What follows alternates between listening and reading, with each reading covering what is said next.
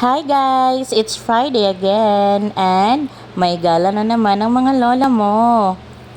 Ayan, bumaba kami sa GMA Kamuning and for the walk, walk, walk.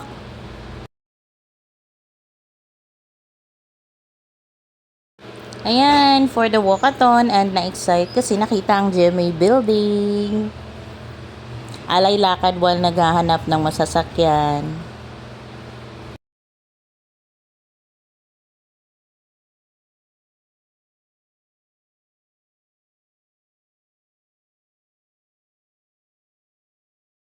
Ayun na nga, so nakasakay kami ng tricycle at maya maya ay dumating na kami sa aming paruroonan at yon ay ang Myeongdong Gastropub. Yum yum yum na naman! So guys, ang masasabi ko lang ay napaka-accommodating po ng mga staff nila dito. Lagi silang nakabantay sa mga platong wala ng laman at sa mga tisyong mga nagamit na. So bali, parang OC po sila sa kalinisan.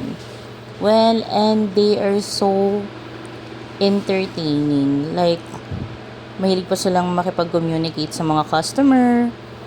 Nakikipagbiruan din kung gusto mo. As in, napaka-accommodating po ng mga staff nila doon. And napaka-yummy din ng mga foods. Napakarami din pong choices. So, nag-enjoy kami. Ayan na nga. So, ayan. Kainan na. Sa halagang 599 or 699 or 799, sulit ng kakainin nyo at may 5% silang service charge. At napaka worth it po since napakaraming choices at masasarap po yung food nila. At ayan, nakapanood din kami ng Suju Bomb nila. Ayan, in fairness, for the cute na si Kuya. Pero talaga, nag-enjoy ako sa company and sa foods.